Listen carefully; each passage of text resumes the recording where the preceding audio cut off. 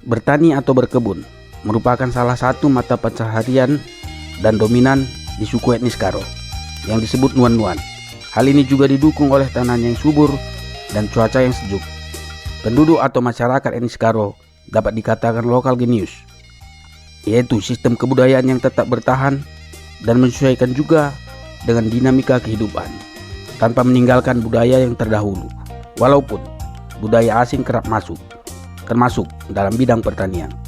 Kearifan lokal sering sekali dikonsepkan sebagai kebijakan setempat. Kearifan lokal dapat dimaknai sebagai sebuah pemikiran tentang hidup.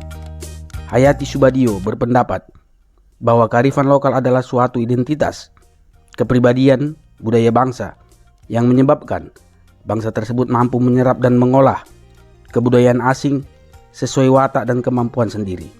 Rahyono, kearifan lokal merupakan kecerdasan manusia yang dimiliki oleh kelompok etnis tertentu yang diperoleh melalui pengalaman masyarakat, dan nilai itu sudah melalui perjalanan panjang sepanjang keberadaan masyarakat tertentu. Dalam suku etnis Karo terdapat sebuah pengetahuan dalam bercocok tanam yang mereka gunakan secara turun-temurun. Masyarakat setempat menyebut pengetahuan ini disebut dengan Nuan-Nuan.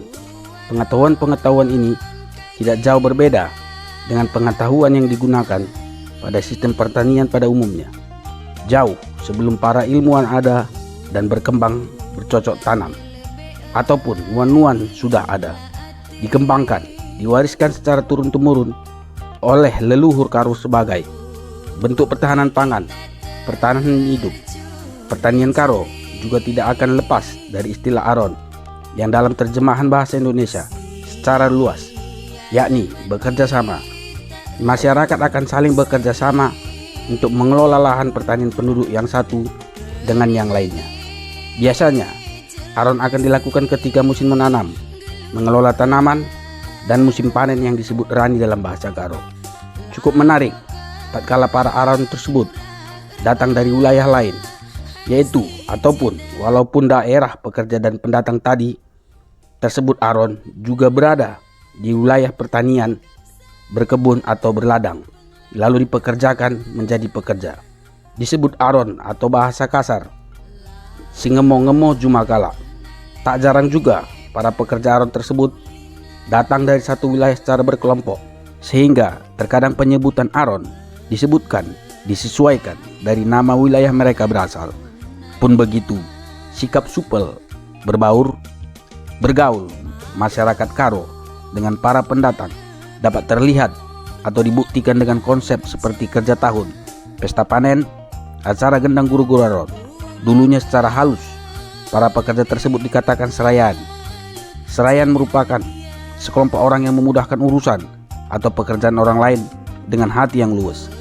Ciri khas bertani ini yang tentu didukung oleh suburnya tanah Karo atau Kabupaten Karo, karena berada di dataran tinggi yang di dalamnya terdapat Gunung Sinabung, Sibayak, dan perbukitan yang mengakibatkan tanah di Kabupaten Karo ini menjadi lahan subur dan sangat cocok untuk tanaman muda dan beberapa jenis tanaman tua.